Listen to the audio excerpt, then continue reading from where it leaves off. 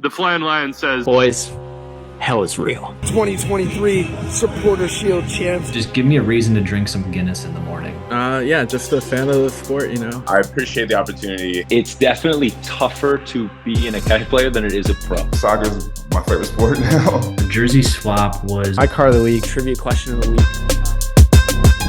Welcome back, everyone, to the Flyin Lion podcast. We are done with the MLS regular season. FC Cincinnati completed match day 34 against the Philadelphia Union with a 2-1 comeback win. Kind of a good way to end the season, Sam. How are we doing tonight? What are your initial thoughts on this past game?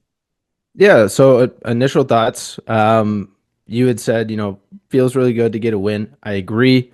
However, it's still just, it didn't have anything to it. We'll dive deep into the game here in a minute, but yeah, for me, it's still not the momentum I'd like to have going into the playoffs. However, a win is a win, and we'll take it. And like I tweeted out, after the game, we added another thing to our record books, right? We're setting records every single year. Feels like at least every 5 to 6 games, we've got a new record of some sort. So happy for the boys. Excited to get into some playoff stuff. Really excited about that. What about you? Yeah, initial thoughts. Just pumped that we finally got a win. It comes at a good time right before the playoffs. Hopefully we can build on it no matter how it happened. I think everyone can kind of agree, all right, yeah, that was a win, but how great do we feel about it? But soccer is one of those sports where it doesn't really matter, right? And you get the win 3 points, whichever way that you can, and you move on, especially on the road. But as we get into this episode, like Sam mentioned, we'll talk about the Philly game. We will give you a little bit of a preview for CONCACAF Champions Cup because FC Cincinnati did qualify. We have a trivia question for you. We're going to talk a little bit about FC Cincinnati 2. Then there's some rumors about a possible women's team announcement coming soon, so we'll kind of get into that. And then we'll do a playoff preview for Game 1 against NYCFC. So lots to get into tonight. Like we mentioned, we had a 2-1 win that put us overall for the season 18-11-5. Kind of interesting, Sam. That's only 2 wins short of last year, but with a lot more losses. But I will take, third place for where we were kind of, I would say, diving, for several weeks there. But ended up in third place, in the East. 4th or 5th, I believe, in Supporter Shield standing. Fifth overall. Okay. Yeah. Dove down a little bit there in the standings. But yeah, ultimately, like we said, 2-1 win, felt good about it. This game in the lineup, we had Roman Celentano, we had Assad, we had Hidebe, Robinson, Awaziam, Yedlin, Buka, Obi, Acosta, Kubo, and Orishano. So some very interesting things to kind of touch into. What were your thoughts on the lineup? Yeah, immediately you have to go to Orishano up top, right? I was happy to see that he commented on it. I believe Pat commented on it after the game as well. But Carter Chapley got to ask him, kind of what was your feeling on playing up top? He said it was an important team win. He's played striker before, only a couple times in his career, but he enjoyed it. And Carter was like, hey, if you were asked to do it again, how would you feel? He was like, I would love to play up there, but not my call. So happy to see that he has some energy up top and is willing to contribute wherever he needs. I feel like that's the mindset that Kubo, I feel like, has kind of rubbed off on some of the guys on the team for sure. Does it say a lot to you, looking at the bench and you have Corey Baird, Santos, Kelsey, Nico Giacchini, you have all of these guys that are, out and out strikers, and you get Kubo, who hasn't been a striker prior to this year, and Orishano, who had played striker one time, for Vasco da Gama in Brazil. And you get these guys as your, go-to lineup to make a Champions Cup, appearance. So interesting there, and going into the playoffs, is that what we're going to see, or is this just a matchup thing? We always talk about that. Is it a week-by-week thing, or is it an overall trend of things? If you look at the overall trend, some strikers are doing better than others. In my opinion, I feel like Orishano is giving you the best opportunity for talent on the field. And if Assad can plug into that left wing back, which, in this game he did, then you get Orishano up front, and that's where you need him. And you need more offense. You need more creativity up there. And I really felt like that was a difference maker. Ultimately he didn't score, but he created a lot of chances, had a lot of one-on-ones. And I really felt like that was a strong thing. I'm like you though. I initially looked at it and I was like, I don't really know what we're doing, but sure, let's go for it. This made it the 42nd different lineup for FC Cincinnati on the year, which, let's be honest, we set the record. And I think Pat was just like, you know what? We got this. Let's continue to Yep. do it. Yeah, yeah. Let's like I said last week, he's gonna go up. What's another different lineup? But it was also nice to see Awazium back in the lineup.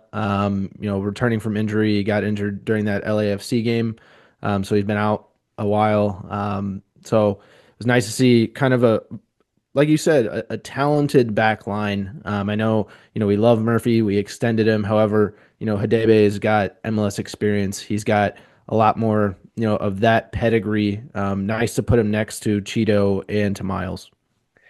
I think I agree. And like on paper, yes. And then I'm going to roll into the second minute of the game where, Hadebe didn't step out. And maybe it was a lack of communication and not having as many games next to Obi or next to, Robinson. But Hadebe's late to close. Maybe Obi loses his man on the through ball. And they get a shot that, goes in a pretty decent way. I would say it was a well taken shot. But how many games now, Sam, in the past like 15? I think I want to say 12 or 13 games out of 15 that the other team has scored first. And recently it's been within the first 5 to 10 minutes of the game, which has got to stop if we're going to do anything in the playoffs. So I really hope, to your point about Hadebe working with Robinson and Awazium is hopefully they can learn from this moment and say, hey, how can we communicate better? How can we cover? And to be honest, the rest of the game, they did well. And you had Teenage that came out, he didn't play the whole time. But yeah, I felt like they recovered in a decent way. What would you say? Yeah, no. I actually put the blame on one of the guys you mentioned. I actually put more blame on Obi and Buka on this one, to Okay. be honest with you. You had mentioned, Obi leaves his man, but he leaves his man because Buka doesn't step up towards the ball and close out that space. And so Obi kind of gets caught trying to close out that space for him. And as we saw, Sullivan is able to sneak back in the back. Hadebe almost actually gets a foot on it, and the attempt, sliding attempt, it just wasn't enough. I mean, regardless whose fault it was, way too easy within the first 2 minutes of the game to be letting a goal like that up. It's like always feeling like we're like fighting for our lives recently just to like get back into the game. And to be I honest, know, like yeah, to give it's them always come credit, back. they have come back in a lot of these games. It's just, can we finish it out that way, or are we going to allow another goal? What kind of back line do we have in that current moment? Is Yedlin playing in the middle? Is it Powell playing in the middle? Like, there's been a lot of shiftiness there. So I feel better about the fact that we give up that goal early and then really do have a solid kind of rest of the game. They do get some chances, and credit to Roman for making some good saves. There's a one-on-one situation, which I think that they do pretty well with too. But in the 45th minute, Sam, we do get that goal by Yamil Assad, a ball that's played over the top, banged around. Kubo tries to put one on target. It gets blocked. Kubo gets the assist on this play to Assad, who slots it in the corner.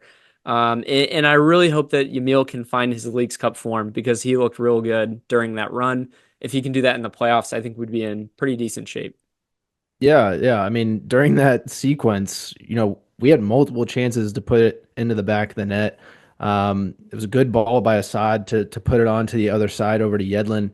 Yedlin, honestly, he had a pretty good game as He well. I did. know, probably we'll give him an honorable mention now, but we don't have him for any of our jersey swaps today. But he showed a lot of fight, a lot of energy. He had two chances right out of the gate at the beginning of the game. But yeah, this goal from Assad, I mean, he puts a great strike on it, puts some nasty finesse on it to put it into the bottom right corner. For Kubo to not quit on the ball as well, to not quit on the play, to be able to like poke that towards him. I mean, you got the assist, right? So we'll take it, and it gave us some momentum back going into half. That's a good shout, though, and I had to go back and look. I mean, you're right. Yedlin has a header that goes at Blake, and he makes a decent save. Yedlin has a one-on-one with Andre Blake as Hmm. well. That should he have crossed it? He ends up shooting it. Like you can't Yeah. blame the guy in that moment. But yeah, we definitely had the chances, and it leads to that goal right before half, which, as we've been mentioning, is like huge for confidence. So they go into the second half and pretty instantaneous, like just disaster strikes for Philly. Like for them, to put it in context for those who didn't realize, Philadelphia Union needed to win this game to get into the MLS playoffs. And they were feeling pretty good, after 2 minutes. We score right before half, and they just have a howler of a goal, Sam. Take me through what you saw in this own goal moment. Yeah, so this might be the most ridiculous goal sequence I've ever seen. Because it starts with Philly turning the ball over to Buka. Assad possesses the ball for a while, or can't possess the ball. I think he passes his kind of doesn't pass, kind of more of like a hard dribble towards Luca, and Luca tries to curl a through ball or a cross around one of the defenders and just deflects off of a Philly defender, goes back to the defense, and then the Philly defender. I don't know if he thinks somebody's on him or he doesn't have enough time, enough space, whatever, but he also doesn't see Andre Blake asking him to leave it for him and passes it to him into the back of the net. And I mean, Kubo was the closest guy to the goal, right? But Assad was running around like he scored the goal, which I thought was really funny. Yeah, it was a very interesting moment because, like, at first you're like, did that just happen? And then, Yeah, like, you I see think you all see the players nobody. are like, Yeah, nobody's even oh. close. They're like 10, 20 yards outside the 18-yard box, right? Just like waiting for Andre Blake or somebody to, restart play, and they're like, "Oh, thank you. All right." Can you imagine, like, ending your season not making the playoffs on an own goal Ooh, for the oh man. Philadelphia Union, for a Oh, team that for a quality historically like that, yeah. had been decent, like, over the past 5 or 6 years? That's deflating, and they did try to come back, and by the end, like we did hold them out and we get a 2-1 win. So props to us for especially on the road in Philly for a team that was fighting for their lives to make the playoffs. Some very interesting quotes come out of Philly after the game. Kai Wagner is talking about how some of the players needed to respond better in those moments. Philly was kind of in shambles, and I mean, you get an own goal that ends your season. I mean, I would just be not very happy about that. But for FC Cincinnati side of thing, just coming off of this game, I wanted to hear your jersey swap for this week. Yeah, so jersey swap easy for me. It's going to be Emil Assad. He had FC Cincinnati's only goal that they meant to score in the game. Great finish, and he brought the energy on the left side. I know you talked about quality of players putting the best, most talented squad on the field, and we'll probably continue to look for him to start in some sort of capacity going forward because he can bring that talent and that quality. He's been efficient all year. When he's gotten the chance, he's made the most of it. He's got the most goal comps in his career since 2018. So he's Hmm. doing something right here. Yeah, Assad's found his sweet spot, and it's kind of interesting how the guy didn't even have a home for a year or so, that he Well, wasn't even at the playing beginning of the anywhere. season. Yeah, and we pick him off the streets and we're like, Lucho's friend, sure. But then we Yeah. really find how valuable, that he's been. And we didn't really have a true left wing back. So for him to step in and to kind of take that as his own, I would assume that he's going to probably start in that spot for the postseason in all likelihood. Um, and I'm not mad about it. He puts in great energy. I would kind of miss him at the end of games because he does have some of that good energy there. Um, Hoping that he can develop a left foot over time as well. But yeah, I can't complain. He's had a really good season for us, and an unexpected season is what I Yeah. would say too. Yeah, for sure. My jersey swap for this week, I was gonna go with Roman. I felt like he had a pretty decent bounce back game after the past few. He had pretty good saves in this one as well. And again, in a game that we needed to win to clinch a Champions Cup berth, like he stepped up in a big way. Honorable shout out for Kubo though for creating that assist, for always scrapping up top, just doing what the team needs, for being close to where the own goal was. Maybe it's in the back of the defender's head, like you said, that maybe he was coming after him. I want to say that was the case, not necessarily what it was, but yeah, I felt like those two guys were big in this one. Yeah, I think, like you said, Roman had a lot of chances to kind of give up a goal there. He had a couple one-on-one opportunities with people that the defense kind of just let through, and he let them know it too. You could see the frustration after those chances too. And then late towards the end of the game, he was really getting fired on. But like you said, he made every save that he could have. And I think he did a solid job. And Kubo, like you said, with the assist, he's been able to bring a quality in. Now, I believe that's 10 assists or 10 goals, 2 assists on the season for Kubo. Once again, another quality player for the regular season. Hopefully, both guys can bring it into the postseason. Hoping so. Overall stats and impressions, like we were mentioning, 11th road win on the year, which is tied for the most all time, actually with Inter Miami from this year. So interesting tidbit that both teams, set the record. The way that we had been probably about July, I would have said we would have had 15 road wins. Imagine even if we had like one or two more, it would have been incredible. But 11 road wins is just phenomenal. FC Cincinnati's matched the last season's total of 14 one-goal wins, which is now the third most in MLS history, which is pretty impressive. Not good for, the fan base, though, who's stressing through these games. Lucho ends the regular season with 33 goal contributions, Sam. A lot of talk out there about the MVP. Definitely sounds like his name has fallen off the list. Shout out to Sasha Question for still sticking with Lucho as his MVP pick. It's definitely going to be tough for him to win back to back at this point, but ends the season tied in first for goal contributions with Evander. Pretty impressive, honestly, if you look at it as a full season. Even if he has like a little bit better of a second half of the season, like we're talking a different tone right now about him. Yeah, absolutely. I think, you know, in most cases, he has fallen off those conversations.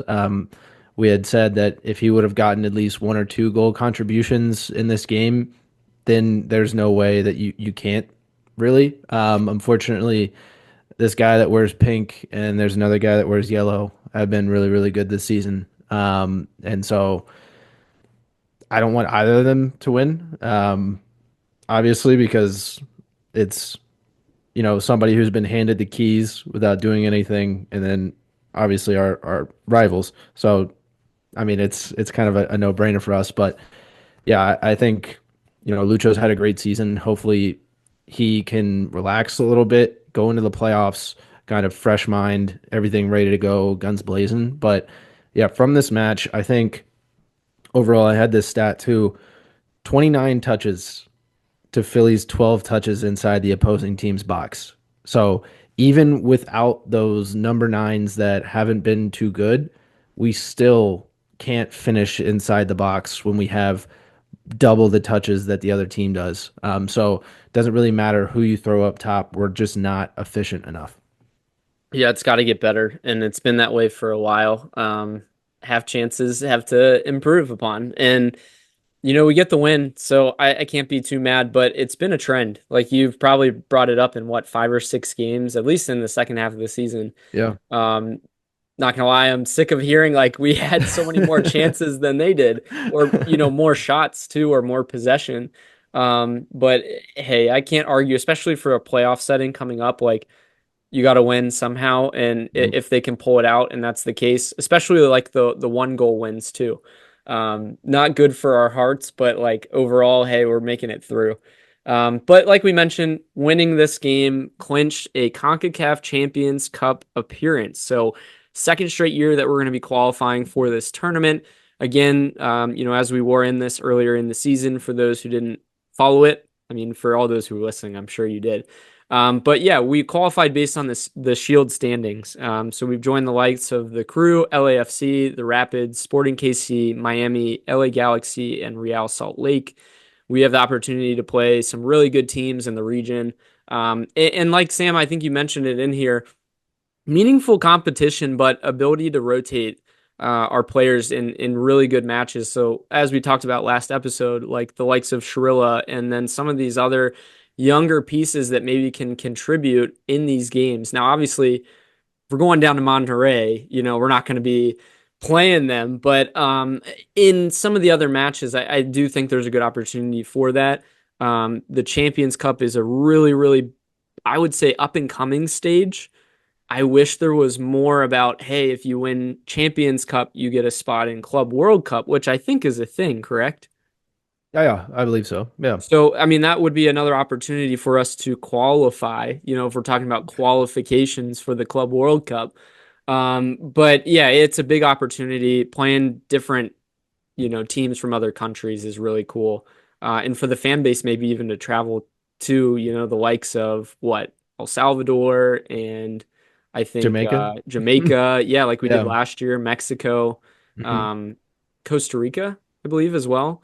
So Hmm. there's a lot of really cool teams that are in this. Pachuca, who won it last year, have yet to qualify for it. That's a really interesting tidbit there. They're 16th in Liga MX right now. So they've really fallen off. Maybe we'll get to play the likes of Alan Cruz at some point because I think his team usually qualifies. Kendall Waston Hmm. as well. So, Sam, what are your thoughts? Are you pumped to be back in this competition? Yeah, absolutely. I mean, it's another chance to lift the trophy next year, than if we weren't in the competition, right? So I think to my point of having the ability to rotate young players, we saw young players get a chance. Like Dotto scored his first, FC Cincinnati first team goal against the Jamaican squad at home, right? So you have moments like that. I believe, what was it? Isaiah Foster scored two in that game. Yeah, I think you're right. Yeah, yeah. So like you have moments like that, right, to where they add to the development of our players, being able to play in a competition like that. Yes, it's in the first round against, a lower opponent. However, it builds their confidence, builds their resume to be like, hey, I played in this competition, I scored, I did this, I did that, right?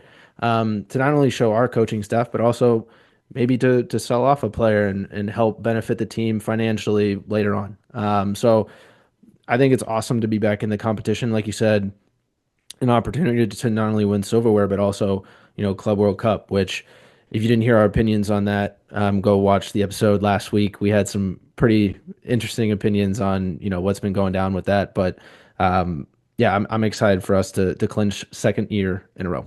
I mean, it's essentially, if you look at it, Champions League in Europe. Yeah. This is essentially what this is for this region, and I think all teams should treat it that way. And for us to make it is a big deal. So I'm glad that we actually looked at this game and said this is important and put our best foot forward. I hate the fact that it's like very early on in the season, though. That's the only kind of gripe that I have is just the timing of things, because it wears down our players and we're not really like playing as a unit. We saw that earlier this year with our team. We weren't fully gelling. We kind of went through like a full crescendo of this team, right? Like we built up, Oh we yeah. weren't great, and then we like won 7 games in a row, and then Injuries. tanked, for a while, and then maybe we're back up. So it's been a very up and down year. But I hear you have a really good trivia question for us before we go to a break here. Yeah, you're about to hear it here. So based off the Philadelphia own goal, that was actually the first own goal for FC Cincinnati this season. Ryan, my question to you is how many has FCC had given to them in their MLS history? And then can you name the last time that it happened? So you're speaking on the fact that we've benefited from the other team scoring Yeah, for us, is what you're yeah, saying. yeah, that's what I'm saying. I'm going to go with 3 times. The last time, that's a tough one. Maybe Nashville. That's going to be my guess. All right, all right. So we've got three Nashville. We'll see you on the other side. Hey, FC Cincinnati fans, we are pumped to share our new sponsor, Peak Cocktails. I'm sipping on the passion fruit margarita which is so spicy and it makes me feel like I'm on the beach. Ooh, that sounds great. I'm drinking the Blood Orange Spritz, which has a great subtle ginger flavor coming from its scientifically formulated recipe to promote exercise recovery, enhance relaxation, and support a better night's sleep. Ryan, that's exactly why I love them. Their cocktails are designed to fit seamlessly into your health conscious lifestyle, giving you the enjoyment of a delicious adult drink without the downsides of alcohol. Guys, next time you are looking for that post-workout drink or an afternoon pick-me-up, grab a Peak Cocktail. Visit them at www.peakcocktails.com and use the code FLYINLION at checkout to get 20% off your first order. Zach, enjoy your drink. Welcome back, everyone. Thanks for listening to our sponsor there. We want to make a shout out again to FC Cincinnati for a great season. Didn't end up exactly what we wanted. Didn't get a shield again. Not But done yet, though. we're not done yet. Exactly. We have the playoffs because America.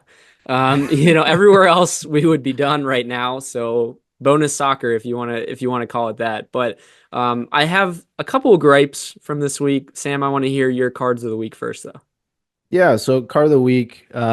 Most of the cards of the weeks that we have stem just off of the Twitter beef or Twitter anything that we come across over the course of the week. But I was a little upset that there were no shouts for Pat for Coach of the Year. Andrew Wiebe and Matt Doyle came out with an article for MLS.com saying, it was between Tata Martino and Wilfred Nancy, and those were only two options for Coach of the Year. Can we get Pat at least a consideration? The man hasn't had a consistent squad all year. His top players have been out for the season since the middle of the season, and he still got FC Cincinnati to third in the East. Andrew actually responded to our tweet and said he's just not in the top group this time around for the award. The award is just the award. One person can win it. He's done a good job in a challenging season, no doubt. And Pat is obviously one of the best managers in the league. So he obviously sings his praises a little bit. I just wish they were, on MLS.com.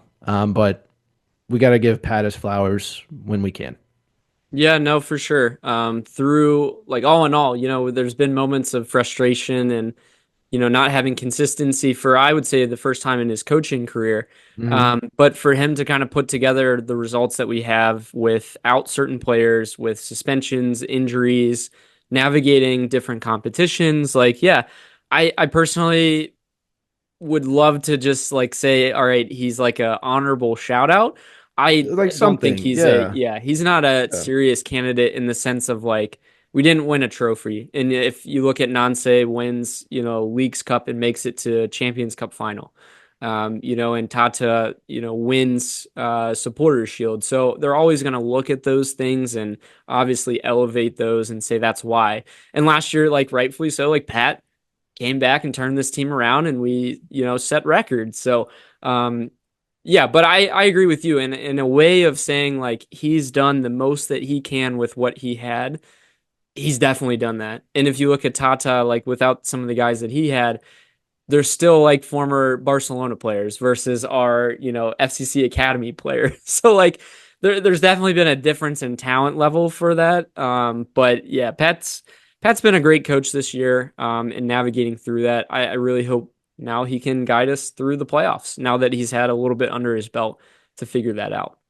Yeah, Ryan, did you have a big gripe to pull for this card of the week of yours? I know, I just want to make sure we have, a good allotted amount of time for you to be able to, get this off your chest. Yeah, it comes at a very interesting time to talk about it because my card of the week is a Monday playoff game. We're recording tonight on a Monday at 8 p.m. when, normal games should be played. They announced the first round of the playoffs in this first game is going to be at 6:45 on a Monday. Sam, let's just take away any advantage for a home team. Hey, great season, guys. You guys get to host your first playoff game. All right, cool. What day is it going to be? Monday. Oh, all right, 7 or 8? No, 6:45. Let's make sure that, everyone has to go straight from work. They can't eat at home. We can't go out to the bars and everything ahead of time. You guys have to go straight from work to the game. I mean, there's going to be a drop off in tickets for this. There's going to be a lot of backlash, I would imagine. It's unfair to me that, okay, yeah, we do get game three on a Saturday if it comes to that, but game two and the only game that New York gets to host is on a Saturday, and it's spread out over, what, 2 weeks, I guess. So you had options. Like, why the Monday slot? I don't understand it. Why is that even a thing? You ask people to opt into it and they give them like a range of dates that's available, but I didn't seriously consider, Monday as the option. I'm pretty sure last year it was a Saturday, I want to say, or maybe a Thursday. It was better than a Monday. Yeah, I tweeted out, the disappointment of having it on a Monday at 6:45. Obviously, as we get into fall, we all know, right? We live in America. That there's nothing bigger than football in the fall, and we know that, right? So if we're gonna play third fiddle, right, or fourth fiddle, whatever, like if you think hockey's bigger than us in America, or if you think, the NBA preseason right now going on is bigger, like we're relevant, right? MLS is So relevant, tell, and they I just they saw don't. this today. Yeah, go It's ahead. the sports equinox next Monday. Yeah, yeah, Every yeah. single major sport is playing on Monday. So it's not So even an advantage. Well, so they're curating towards the other sports, right? So instead of going, hey, other sports play when we play, right? They're going, oh, well, everybody else is playing on Monday, so we'll play on Monday too. And so our ratings will be super, super bad. That's what a ninth ranked league is in the world, Ryan. I don't know. We had talked about this. A poll just came out by Opta that ranked the MLS as the ninth highest ranked league in the world. I believe League MX was like 14th. So, ouch. But we're still ninth, and people are talking about us possibly being, close to the top five. Right? We're not. We're still not there if we're making moves like this. Yeah, you can't have your playoff games at a ridiculous time and expect, good turnouts. I mean, obviously our fans are still going to show up, and I feel like it'll be hopefully heavily attended. I encourage everyone to please, as much as you can, make this game to support the team, no matter what it's looked like this past couple of months. But it's not fair. It really is not fair to us for putting in this whole season and then you get a Monday night game at 6:45. That's just it's kind of cruel. And we've kind of griped about it all year about like how the scheduling for Apple TV and having games all stacked up together, like no one's able to really watch the other ones. So maybe is this their attempt of saying like, okay, we'll have a Monday game, we'll have a Sunday game, a Saturday, a Friday game, maybe, but I think it's wrong, and I'm not happy about it for sure. Yeah. Yeah. Other things that, we can gripe about as we move along with it. Not really a gripe. Honestly, a huge shout out for this one. FC Cincinnati 2 had a great season. They unfortunately lost last night in the conference quarterfinals to Crown Legacy. They wore up 1-0. Stefan Chirilla had a beautiful goal. Kind of goes around the keeper and puts it pretty much upper 90. So they did have the lead and then gave up 2 goals in the last 10 minutes. Again, what a season for them. Just couldn't fully put it together in that crucial moment. They would have faced Chicago Fire in the next round. But all in all, for the turnaround that they've had, the players, that we've seen, you asked the question in here and I like it. Do you think that any FC Cincinnati 2 players are going to get called up for the playoffs? The roster limit is 30 players. I think at least a decent amount of them will actually practice, Yeah. just to field a competitive maybe 11 on 11 or something like that. And some of the guys definitely deserve it. They've had great seasons. Apparently, it was a really good turnout. Pat Noonan was at the game last night. Ledesma was at the game. So shout out to those that went and supported. I'm sure we'll see FCC2 for a while. Tyrone Marshall was named the coach of the year in MLS Next Yeah. Shout Pro. out. Yeah. Yeah. So, as long as we have him and some really, really good coaches, from top to bottom, I think I tweeted this out last week, Sam. Pat Noonan wins Coach of the Year in MLS last year. Tyron Marshall, MLS Next Coach of the Year this year. We're doing something right. Yeah, it speaks to the development, right? We had touched on this last week, talked about how well the academy to FCC2 has impacted, the younger guys coming into the first team. And to my question, I think we might see at least a couple, maybe like one or two of the FCC2 guys maybe make the roster going into the playoffs, just to either say they're on the roster or to have that, youthfulness. And like you said, if they stand out in practice, then, why not? Especially if all these number nines that we got really aren't doing the trick. Like, are you gonna put a youngster in there to kind of, hey, like this kid's lighting it up, just Stefan Trill, right? This kid's lighting it up. Like, can you guys do anything about it? Like, are you gonna raise your game too? So if anything, hopefully, bringing in guys like that during practice. I'm I gonna pull mean, you from earlier in the episode. No, it's not happening. I know. It's a dream, but I mean, you got to sign these guys to a contract, and you're not going to do that for the playoffs. I mean, the guys that you've had are the guys that we've been ride or dies with through what 42 different games this year. So yeah, I think you lean on your players you have, and you back them unless there's injuries or whatever, and you're forced for that. But the experience they're going to get is valuable, and in just practicing and being around a playoff type atmosphere, is really what I would take away from it. Yeah, yeah. I mean, mostly what I wasn't touching on like buying a contract right off of like one of the core FCC2 guys. I'm mainly talking like, hey, is, guys who have had, Oh, Paul Walters. Yeah. I yeah, like mean, Paul we need a Walters, third goalie Loro, or yeah, Pinto, sure, like sure. all those guys that have kind of been like two-way, right? Two-way guys. Um, Yeah. exactly. So are they going to get a chance? Are they going to, show up a little bit? I'd like to hope so. I think But you yeah, lean on your solid, 15, 16 guys though, if you honestly look at it into the playoffs. You have your core five subs that you can really, really depend on. Like do last we? year, Kubo. Do we? Well, that's true. I mean, you could say Alvis is a key one just from experience wise, and just from our standpoint of liking what he brings. But past that, yeah, I mean Santos at some points was streaky and did, but you're right. I mean it's not as consistent as it was, and that's kind of the fear, and we'll get to that I think with a playoff preview. So you tried to get me ahead of there. I saw that. Before we do get to that playoff preview, though, big rumors coming out around Cincinnati. Are we going to be getting an NWSL team soon? A women's team? Is it going to be coming to Cincinnati?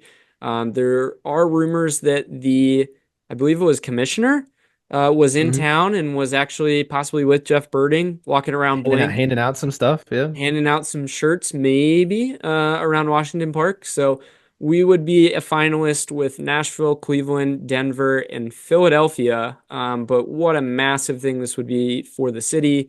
We have just a huge contingent of kids in general, but of soccer supporters and little girls like my daughter that one day have the hopes of playing for their hometown team, which just would be incredible. As a dad, I think that's pretty cool. Yeah, yeah, absolutely. And to that point, Birding is leading the charge. But I guess there's some others in the bid group that also are like a small cohort of female investors from the area as well. So them getting involved in the team as well is really cool to hear. But potential investors, I'm reading, off of like the Sports Business Journal articles. Expect the cost of the new expansion franchise, whichever the next one will be for the NWSL, to be, if not more than $100 million following this kind of high value of team sales this past year for the NWSL. So whoever the NWSL 16th team would be, um, I'm guessing they're going to be expected to make their debut within 18 months. So Ryan, we've already got a stadium. We've already got a nice, soccer specific stadium. It's actually been, I don't know, awarded one of the best in the world. So I think that kind of gives us an advantage, don't you think? Yes and no. I'm worried about the grass still. Uh, no, Okay. Okay. they should be playing in TQL. They deserve to play in TQL. I mean, it would be not honestly cool if they were at like NKU or somewhere else. Yeah, they're going to be playing at TQL if it comes to that. And from all that I'm hearing, like the stadium is set up in anticipation that, hey, if we do get a women's team, we can convert a locker room for them to call their own. And also in the practice facility, there's room to expand and to make this a women's type thing as well. So something to look forward to. Definitely, from that side of things. Does that mean, that we get an academy for a women's side as well? That's kind of my question. Like, what does that look like from an NWSL standpoint? Because I mean, you look at all of, like I said, the youth soccer in the area, and if we can kind of tap into that, I mean, Rose Lavelle and how many other different female players that have gone and made the U.S. women's national team. We definitely have that advantage. So let's hopefully be able to take advantage of that. Yeah, I But just I just hope, Ryan, that we don't, if we do come up with a new name, that we don't do something like Boston did. Boston's was not good. Yeah, Not it was good. not good. Not good as all. Yeah, you all can go and check that one out on your own. But would it be cool, Sam, to have like a fan voted thing for a name? What are your thoughts on that? Like a more of a community based identity or I mean, to a limit, right? The community votes, community kind of forward things can be great. However, then you'll get a lot of the people that just join in the most, onto the most ridiculous answer, it's right? true. So maybe that was the case for Boston. I don't know, but yeah, I think the community should have some say in it.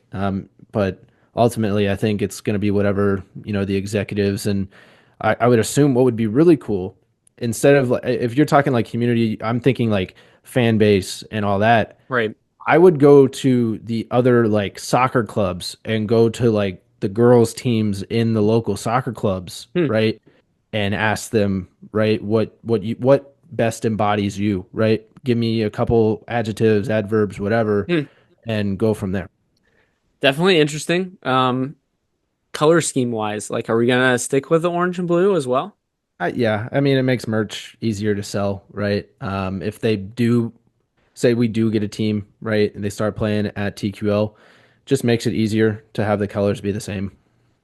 Yeah, no, that's a good shout. I think they probably will go that way. I think they should go that way. I think Kansas City is different in terms of their color scheme. You could see them. I mean, you could see them do variations, right? So if we did like, I don't want to say NYCFC, but almost like an NYCFC to where like True. you have like the orange and then it's like a light blue or something like that to be able to differentiate it a little bit. That would be a good idea too. There's a lot of different color combinations that you could do. I'm excited to hear about this though. Maybe an announcement is Yeah, coming, just as announce soon it. as Just actually the end of breaking this week. news. We have no. Maybe I think by the end of the year, at least was the Yeah. goal from what I was hearing. But compared to some of the other ones we were looking at it, like Nashville, Cleveland, Denver, Philly, if you want to grow the game, I mean, what a perfect place to do it with the What would fan you base that we say? What would have. you say the biggest competition is? Probably Philly, right?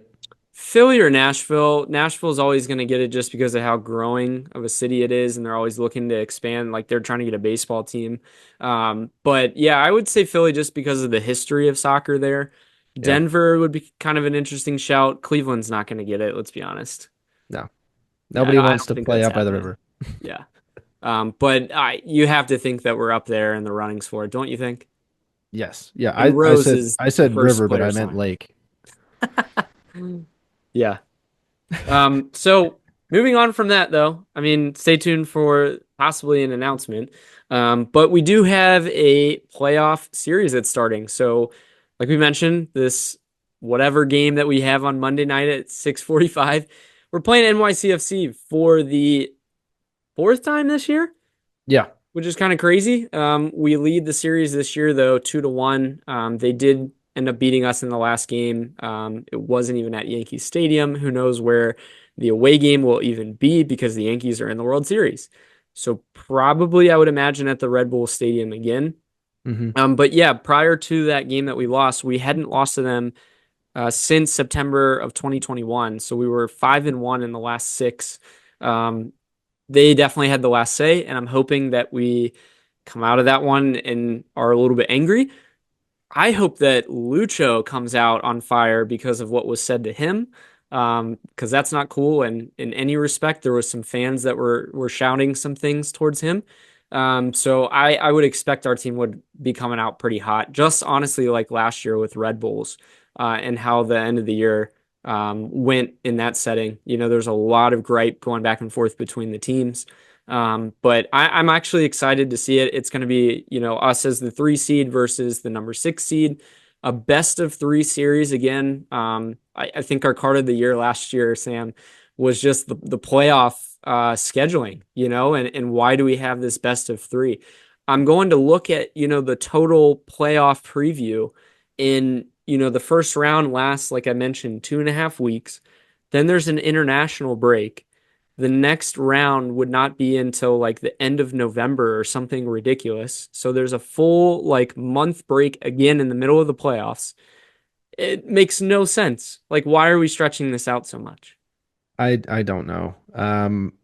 To your point, it's best of three, and the one thing I think we said that we did like about it was the fact that it goes straight to PKs, right? You don't waste any Sure. time, no extra time. You just Just for the figure out, first round.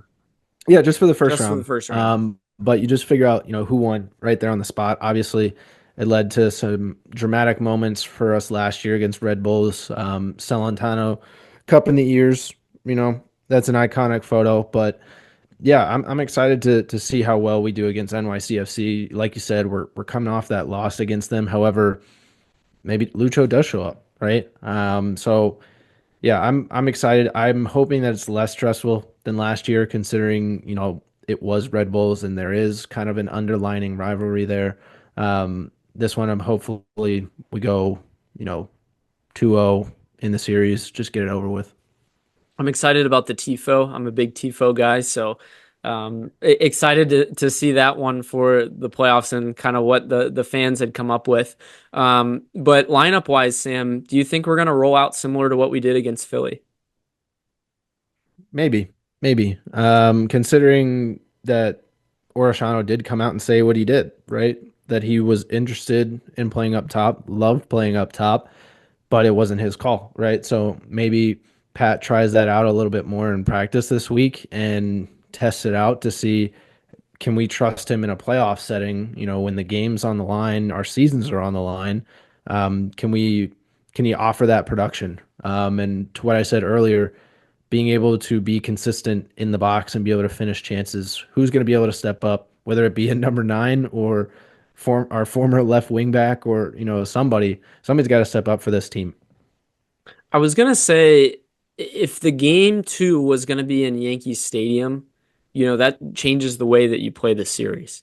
Yeah, If you're absolutely. playing in that field, it's so narrow, you play probably a more physical striker duo. Mm, But now that it'll probably be at the Red Bull Stadium, like you can probably play it the way that you want. And I really think like, yeah, he goes for it in this first game. I think against the Red Bulls, this is not an aggregate scoring. So, I mean, you can run it up, just go yeah, after them. And last year, I think it was what, 2-0. In the win, Lucho had kind of a long shot, and I think was it Moreno or no, Barrial that had Ariel. the other one. So yeah, I would love to see that.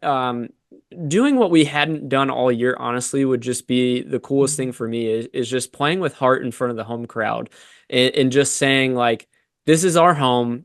We're in the playoffs. This is a do or die. Like, put our best foot forward. And I would just love to see an inspired Lucho and inspired, everyone really, even the back line just commanding this and saying, hey, we're upset about how this last game went against them. We're going to dominate. So yeah, I think for me at home, I think you mentioned your prediction was going to be the same as mine, 2-0, 2-0 at home. And then that kind of leads us to a second game, which will be interesting. But yeah, I really feel like we're going in at least with a little bit of a positive in winning this game, a little bit better taste in our mouth, and with having clinched CONCACAF Champions Cup 2, maybe they're feeling pretty good about that. It seems like everyone comes out of this pretty healthy too, Sam.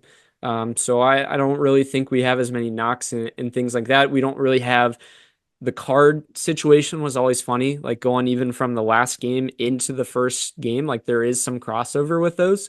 If you got like a red card going into it. So yeah, I think we're pretty much at full strength. Now the question will be, what is our full strength for a lineup? So that's the interesting tidbit. Yeah, I think you hit the nail on the head there. I think ultimately we're healthy as we can be right now. So hopefully we just need that fire to ignite us to get us, going in the playoffs. And then we take a break, international break. So It only takes one special run, like we did earlier in the season, to go and win this thing. And I think that's the message if you're Pat Noonan coming into the first practice, probably what, today, in saying, like, look, you guys have a clean slate. Doesn't matter what the rest of the season looked like, you're all here together and fighting for the same objective. And you have guys, a lot of them, I would imagine, that have decent playoff experience too. So you need to ride your veterans, especially in these tight games. Last year, pretty much every game was decided by a goal or PKs, right? yeah, Now, what do we do with the PK situation? Again, like we mentioned in a prior episode, yeah. would Do we be go would be Lauro? interesting. Yeah, So that's something to look out for. I hate the idea of the PK situation kind of deciding things, but yeah, to your point, like it doesn't let it just linger on. So we're kind of getting right to the point of it, which is better. So is that where you're going with though 2-0 in this first game? yeah. I'll go 2-0 on this first game, hopefully. All right, so we'll recap this game next week, and then we do have game two that'll be the next Saturday. Again, it is so long and drawn out; it's crazy. Before we go, we do have some honorable shouts though for some MLS awards. Last year, FC Cincinnati swept for Goal of the Year and Save of the Year. The voting right now is open through October 28th, and Luca Orishano is up for Goal of the Year. His free kick from match day 30 against Montreal, I believe it was 79 yards, actually, more than 70 yards, is up for Goal of the Year. I think he's got to be a top candidate for it. What other goal did you see that was, that impressive? Yeah, no, that one. I would say that'd be the only answer for me. So like every other award show, if you're watching, Dancing with the Stars right now, go vote. Go vote. They need your vote, right? He needs your vote for MLS Goal of the Year because he deserves it. Best goal of the year for sure. 79 yards out. Nobody else is doing it in the MLS. Yeah, it was a special moment. I hope we can get another Goal of the Year. 2 years in a row would be pretty cool to see. Sam, let's close it out here. Give me your trivia question and answer. Yeah, so trivia question. Going back to it, Philadelphia had their own goal in their game against FC Cincinnati. It was the first own goal we've had the pleasure of receiving this year. And I asked Ryan, how many has FC Cincinnati had given to them in their MLS history, and when was the last time? Ryan, I just gotta say you were way off. This is actually the 11th since 2019 that FC Cincinnati has been given. The last time that they were given an own goal was July 23rd in 2023 against Sporting Kansas City in Wow. Leagues Cup. That's kind of crazy that 11 different times the opposition has scored on their own goal. Wow. Yeah, the fact that that would be the 11th, right? So think about it. This is our first this season. That means the other seasons we've received a total of 10. Wow. Yeah. That's kind of crazy.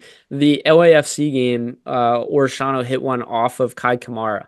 And I definitely thought that was going to be an own goal. It ended up not being, just because probably how powerful Yeah. the shot Yeah. was. It was on target.